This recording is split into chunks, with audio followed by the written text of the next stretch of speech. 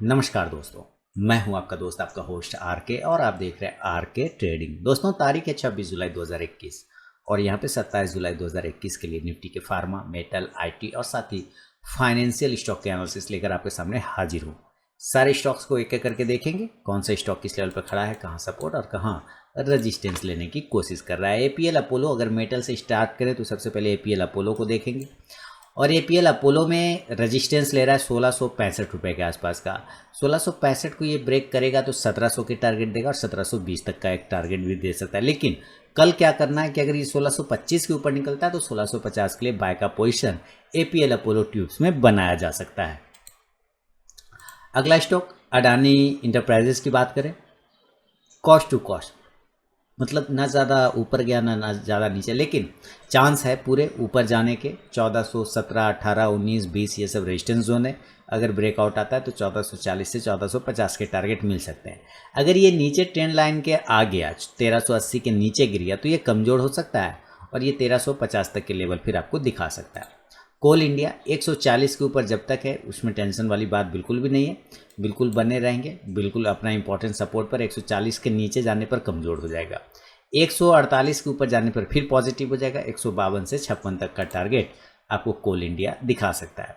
हिंडाल्को 2% की तेजी, तो एक टारगेट 400 वाला तो डन हो गया। अब 405 के ऊपर जब जाएगा तो ये 415 वाला सेकेंड टारगेट भी डन करेगा। तो ये 405 के ऊपर कल अगर निकलता है तो 410, 420 तक के टारगेट आपको 15 तक के टारगेट दिखा सकता है। हिंदुस्तान जिंक 326 के आसपास ट्रेडिंग चल रही है, क्लोजिंग हुआ है 326 के आसपास में। ऊपर जो रेजिस्टेंस है हमारे पास, तो जैसा कि स्ट्रेन लाइन के नीचे आके खड़ा हो चुका है हिंदुस्तान जिंक। तो जो सपोर्ट मैंने कल बताया था कि एक बार इसको टच कर सकता है, हालांकि एक बार टच करके बाउंस तो किया इस सपोर्ट जोन को जो कि 320 रुपये के आसपास का रहा है, एक बार फिर से टच कर सकता है और देन यहाँ से फिर ऊपर साइड जाने का पोजीशन बनाएगा। तो ये एक अच्छा सपोर्ट है, 320 इसका एक बढ़िया सपोर्ट है। इसके ऊपर जब तक रहेगा तो दिक्कत वाली बात नहीं है। हाँ, इसके नीचे आने पर ज़रूर थोड़ा सा दिक्कत हो सकता है। ऊपर 330 के ऊपर निकलेगा तो 335 से 40 का टारगेट इंट्राडे में दिखा सकता है। जेएसडब्ल्यू स्टील की बात करें, प्रॉफिट बुकिंग 1.5-2% का प्रॉफिट बुकिंग मिला है। अपसाइड इसमें ऊपर से जाके बिल्कुल रिजेक्शन आ गया और इसी जगह पे आया जहां से इसने बाउंस किया। तो मेरे ख्याल से ये लेवल भी ठीक है, ख़राब नहीं है तब तक जब तक ये नीचे की साइड में 690 के नीचे जब तक नहीं आ जाता है, तब तक ये ख़राब बिल्कुल भी नहीं है। 690 के नीचे आने पर ही इसमें थोड़ी खराबी देखने को मिल सकती है, अदरवाइज़ ये बिल्कुल सही जगह है। कहीं दिक्कत वाली घबराने वाली बात जेएसडब्ल्यू स्टील में फिलहाल तो नहीं दिख रहा है। कल अगर ये ऊपर 710 को ब्रेक करता है तो 715 से 20 के टारगेट दे सकता है। हाँ, अगर ये नीचे 700 को ब्रेक कर गया तो 695 तक का इंट्राडे टारगेट आपको दिखा सकता है। जिंदल स्टील की बात कर ले, इसमें भी आज लगभग 1.5% मेटल सेक्टर में गिरावट रहा है ओवरऑल। जैसा आप देख रहे हैं मिक्सिंग है, कुछ स्टॉक्स पॉजिटिव रहे, कुछ निगेटिव, साइडवेज माहौल। कल अगर जिंदल स्टील नीचे की साइड में 400 को ब्रेक करता है, राउंड नंबर 402 को ब्रेक करता है तो 395-97 तक का टारगेट आपको इंट्राडे में दिखा सकता है। मोइल 180 के पास ट्रेड कर रहा है, 188 से 90 का एक रेजिस्टेंस है छोटा सा। जब तक मोइल इसके ऊपर नहीं जाता है तब तक पोजीशन नहीं बनाएंगे। 188 से 190 को जैसे ही मोइल ब्रेक करेगा देन 196 से 200 तक के टारगेट आपको दिखा सकता है। ऐसे 205 के ऊपर निकलने के बाद मोइल ज़्यादा पॉजिटिव हो जाएगा।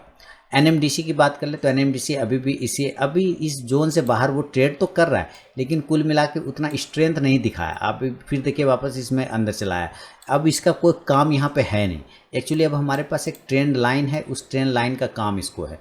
ये ट्रेंड लाइन का ब्रेकआउट चाहिए जो कि 180 का आ रहा है। 180 के ऊपर निकलेगा तो 184 से 88 तक के टारगेट एनएमडीसी आपको दिखाएगा।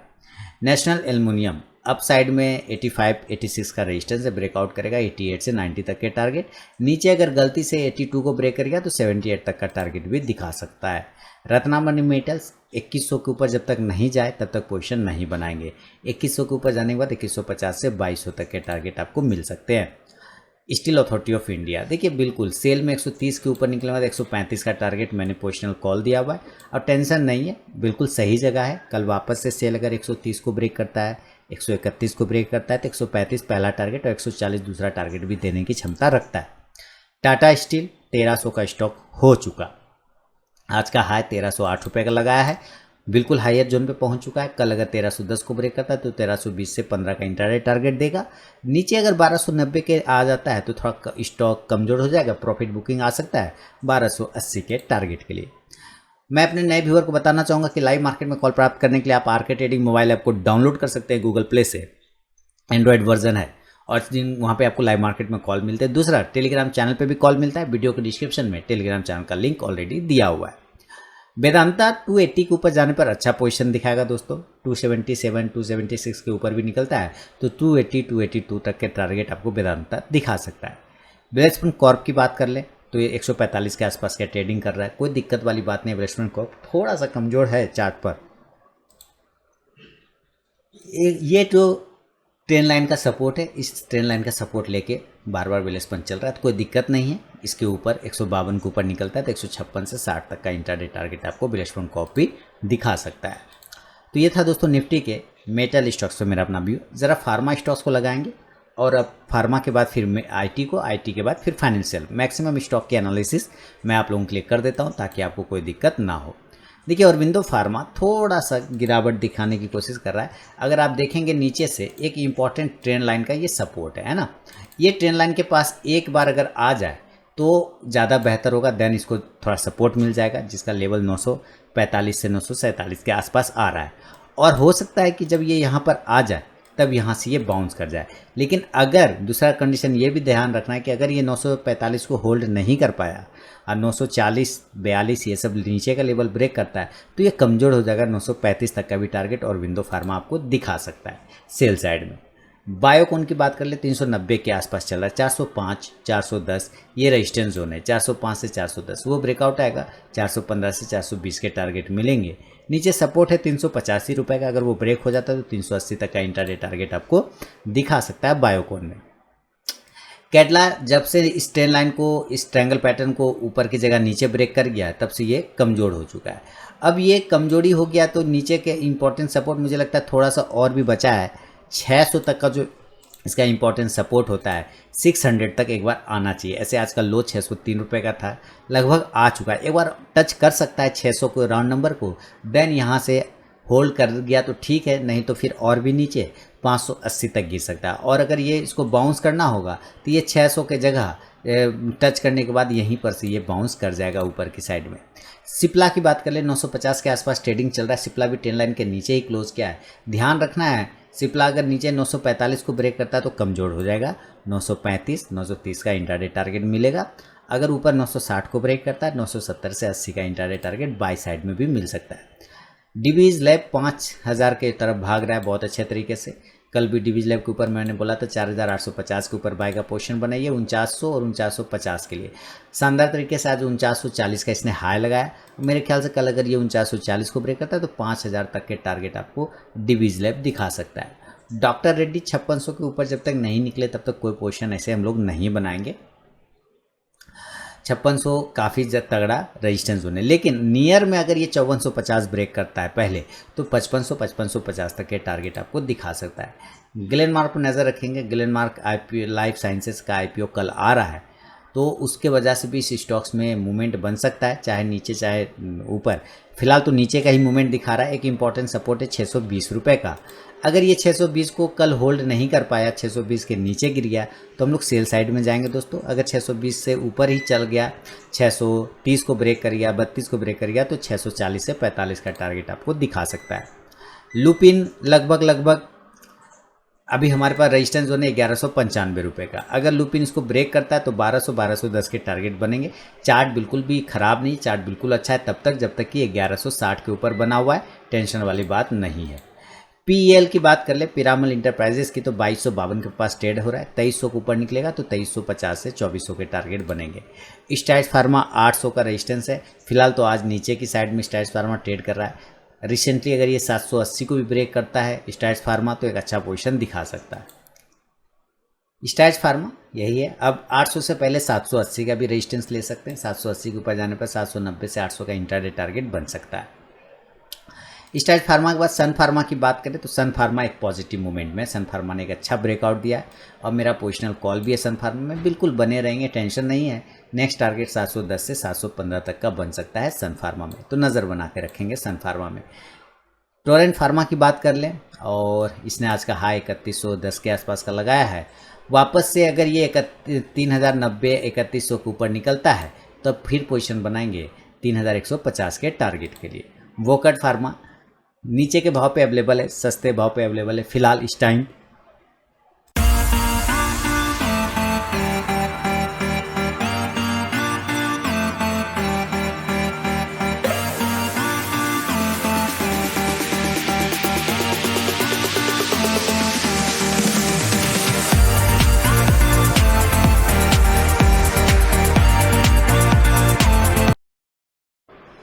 वोकट फार्मा अगर ऊपर की तरफ में दोस्तों 565 को ब्रेक करे तो 580 तक का एक टारगेट दिखा सकता है। नीचे अगर 540 ब्रेक करता है तो एक बार 530 तक की तरफ इंट्राडे में आने की कोशिश करेगा। नोवाटिस की बात कर लें, अप साइड में नोवाटिस 986 के पास ट्रेड कर रहा है। 1025 का एक रेजिस्टेंस है, उसके ऊपर निकल 1025 के बाद 1040 का टारगेट, और नीचे अगर ये ब्रेक कर गया किसी भी कारणवश 960 के नीचे तो कमजोर हो जाएगा, 940 तक का टारगेट दे सकता है। ग्रेन्यूल्स इंडिया की बात कर लें तो ग्रेन्यूल्स इंडिया कोई ख़राब नहीं है, ठीक ठाक है, कोई दिक्कत वाली ऐसी बात नहीं है, बिल्कुल बने रहेंगे, अपना स्टॉप लॉस को मेंटेन करके बने रहेंगे। ऊपर की साइड में 390 और 400 का टारगेट फिर से मिल सकता है।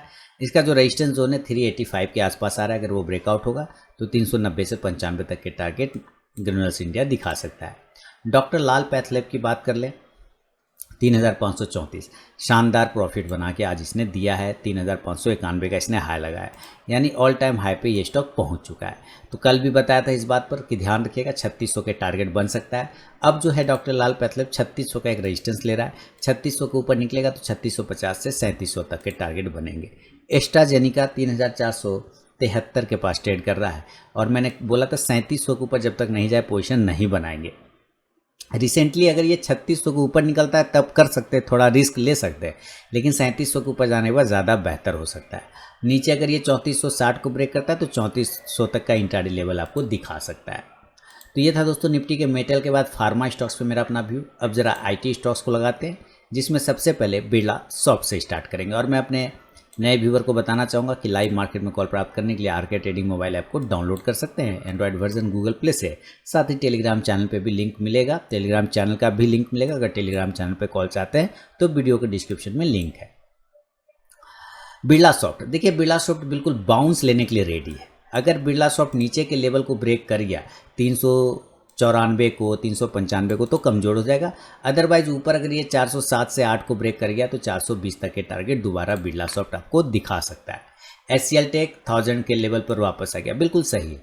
यही पॉइंट इसका रिजेक्शन जोन है, यहाँ से ये बार बार रिजेक्ट हो जाता है। जैसा कि आप पहले भी यहाँ देखें, ये लेवल आ रहा है लगभग 1006 से 1010 के आसपास का लेके चल सकते हैं।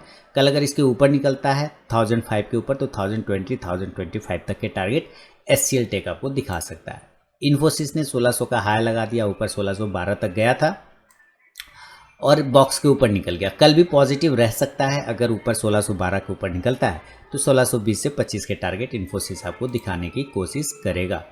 टाटा इलक्सी 4199 रुपये के आसपास में ट्रेड कर रहा है और अपना काफ़ी इंपॉर्टेंट सपोर्ट जोन पर भी है। यहाँ पर आप देखेंगे ध्यान से, यहाँ से स्टॉक ने ऊपर गया था, वापस इसी जगह पे है, तो एक बार फिर से स्टॉक या तो यहाँ से बाउंस कर ले। पहला कंडीशन, नहीं कर पाता है बाउंस, गिर जाएगा 4165 के नीचे आ सकता है तो कमज़ोर हो जाएगा, 4100 तक का टारगेट आपको दिखा सकता है। माइंड ट्री की बात कर रहे हैं 2721 के पास, तो 2800 के ऊपर निकलेगा नया पोजीशन 2850 से 2900 का, और नीचे अगर ये 2700 को ब्रेक करता है तो कमज़ोर हो जाएगा, सेल साइड चला जाएगा, फिर 2650 तक के भी टारगेट आपको दिखा सकता है। माइंड ट्री के बाद विप्रो के साथ आगे बढ़े। विप्रो 590 के आसपास ट्रेड हो रहा है और आप देखिए बिल्कुल विप्रो थोड़ा सा रिजेक्शन मिल सकता है। कल अगर ये 585 के नीचे आता है, 86 के नीचे आता है तो थोड़ा कमज़ोर हो जाएगा और ये 580 से 575 तक का टारगेट दिखा सकता है। टेक महिंद्रा, चलिए टेक महिंद्रा की बात कर ले, जो कि 1120 के आसपास ट्रेड कर रहा है। 1140 के ऊपर निकलेगा तो 1160 से 1200 तक के टारगेट, और नीचे अगर ट्रेंड लाइन को ब्रेक कर देता है 1110 को नीचे आ जाता है तो कमज़ोर होकर 1100 तक गिर सकता है और 1090 तक का भी टारगेट दिखा सकता है। TCS यानी टाटा कंसल्टेंसी सर्विसेज 3400 बड़ा रजिस्टेंस है और नियर रजिस्टेंस की अगर बात करें तो भाई 3225 से 50 के आसपास का आ रहा है। अगर ये ब्रेक हो जाता है 3250 तो 3275 से 3300 तक के टारगेट TCS आपको दिखाने की कोशिश करेगा। कोफोर्ज की बात कर लेते हैं। कोफोर्ज 4700 तो ऑलरेडी 2 बार इसी सेम जगह पे हाई लगाया। 4760 को ब्रेक करेगा तो 4800 4850 तक के टारगेट मिलेंगे। नौकरी यानी इन्फो एज की बात कर लें तो इन्फो एज ऊपर की साइड जाने के लिए 5200 कम से कम छोटा रेजिस्टेंस है, ब्रेक करेगा तो 5300। 5000 के नीचे आ जाएगा तो कमजोर हो जाएगा दोस्तों। 4900 तक के टारगेट फिर सेल साइड में दिखाएगा। LNT इन्फोटेक यानी LTI की बात करें 4351 के पास ट्रेड हो रहा है और अप साइड में जाने के लिए कम से कम इसको ब्रेकआउट चाहिए 4450 का। अगर वो ब्रेक होता है तो 4500 के टारगेट आपको देखने को मिल सकते हैं LTI में। और नीचे अगर ये ब्रेक हो गया 4310 को तो कमज़ोर हो जाएगा। 4240 तक के टारगेट सेल साइड में दिखा सकता है। एम्फासिस 2600 का लगभग आज हाई लगाया ऊपर की साइड में शानदार तरीके से, लगभग 2.5% लगभग तेज़ी रहा और 2638 का हाई लगाया। ऊपर निकलने के बाद इसी कैंडल के इनसाइड बना के ट्रेड करने की कोशिश कर रहा है बड़ी सी रेड कैंडल के अंदर में। 2635 के ऊपर निकलने के बाद आपको ये 2700 के लेवल दिखाएगा। नीचे अगर ये 2500 को ब्रेक करता है तो कमज़ोर हो जाएगा। 2450 तक के टारगेट मिलेंगे। जस्ट डायल की बात कर लें, देखिए जस्ट डायल काफ़ी वोलेटाइल स्टॉक है और ये आ गया है उसी जगह पे अपने इंपॉर्टेंट सपोर्ट जोन पर। कल अगर जस्ट डायल ऊपर की साइड में 970 को दोबारा अगर ब्रेक करे तो 75, 80 और 90 तक के टारगेट दिखा सकता है। नीचे अगर ये ब्रेक करेगा 950 को तो कमज़ोर हो जाएगा, डायरेक्ट ये 920 तक आने की कोशिश कर सकता है। हैप्पीएस्ट माइंडसेट, जैसा कि कल भी कहा था कि थोड़ा कमजोरी बन सकता है इस स्टॉक में और अपना इंपॉर्टेंट सपोर्ट 1300 तक को टच करने की कोशिश करेगा। तो यहाँ पर एक उम्मीद है कि कल अगर वापस से 1345 को नीचे ब्रेक करे तो 1300 तक आने के चांसेस को बन सकता है। 1310 से 1300 तक ऊपर जाने के लिए कम से कम 1400 को ब्रेक करना होगा। देन 1425 से 1450 तक के टारगेट देखने को मिलेंगे। तो ये था दोस्तों निफ्टी के मेटल, फार्मा और IT पर मेरा व्यू। अब ज़रा फाइनेंशियल स्टॉक्स की बारी है जिसमें बजाज फाइनेंस से स्टार्ट करेंगे। बजाज फिनसर्व से 323 पॉइंट की तेज़ी रही और मेरा जो टारगेट था, कल मैंने बोला भी था आपको कि भाई 13,200-250 के ऊपर निकलता है तो 13,400-500 तक के टारगेट आपको दिखाएगा।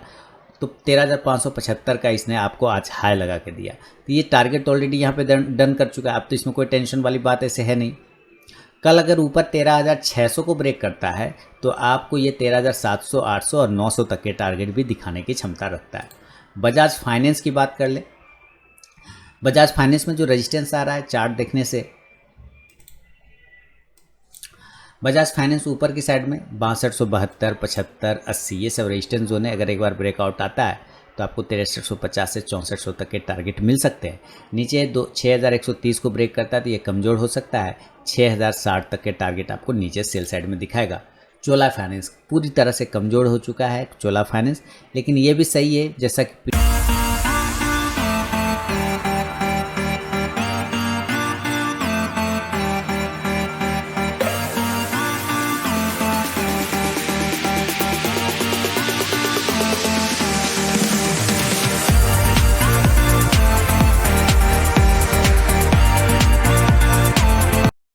प्रीवियस हिस्ट्री बता रहा है कि यहाँ पर हमारे पास एक सपोर्ट प्राइस है 485 से लेकर 480 तक का। इसके नीचे नहीं जाना चाहिए। अगर इसके नीचे 480 के नीचे चला गया तो फिर कोई दिक्कत नहीं, 460 तक गिर जाएगा सीधा सीधी। 500 के ऊपर दोबारा निकलता है तो इंट्राडे का टारगेट 505, 510 और 515 तक बन सकता है। आईबुल हाउसिंग फाइनेंस 285 के ऊपर ऑलरेडी पोजिशनल कॉल है मेरा। 300 टारगेट 315 और 330 के लिए, तो 300 भी नहीं पहुंचा, हालांकि 298 तक का हाई लगाया, 2 पॉइंट से मिस हो गया। खैर कोई बात नहीं, पॉजिटिव अभी भी है। वापस से 290 को ब्रेक करेगा तो फिर से 300 310 की तरफ जाने की कोशिश करेगा। LNT फाइनेंस की बात कर ले तो जब तक ये दोबारा से अब 90 को ब्रेक नहीं करे कोई फ़ायदा नहीं है, क्योंकि इसने अपना इंपॉर्टेंट महत्वपूर्ण सपोर्ट जोन 200 डे का एक्सपोनेंशियल मूविंग एवरेज को नीचे की साइड में तोड़ा है। लेकिन एक ये भी सुखद बात है कि यहाँ पे एक ट्रेंड लाइन का सपोर्ट भी ये स्टॉक ले रहा है। अगर ये स्टॉक्स को पॉजिटिव होना है तो ये अंतिम चांस है जहाँ से ये पॉजिटिव हो सकता है। अदरवाइज 87 के नीचे आ जाने पर ये कमज़ोर हो जाएगा और 84 तक के टारगेट आपको दिखा सकता है। LIC हाउसिंग फाइनेंस की बात कर ले, आज लगभग 2.5% की गिरावट देखने को मिली और LIC हाउसिंग फाइनेंस अपने इंपॉर्टेंट सपोर्ट जोन पर आ गया। इसी एरिया का रेजिस्टेंस था जिसको ब्रेक करके ऊपर गया था, इसी पर सपोर्ट बना के वापस आ गया है। 455 का रेजिस्टेंस बना चुका है, उसके ऊपर जाएगा तभी पॉजिटिव होगा, अदरवाइज निगेटिव ही अभी रह सकता है। 440 के नीचे आने पे 435 से 30 का इंट्राडे टारगेट देखने को मिलेगा LIC हाउसिंग फाइनेंस में। M&M फाइनेंस की बात करें तो M&M फाइनेंस भी देखिए जैसे ये ट्रेंड लाइन को ब्रेक किया है तब से ये कमज़ोर हो गया।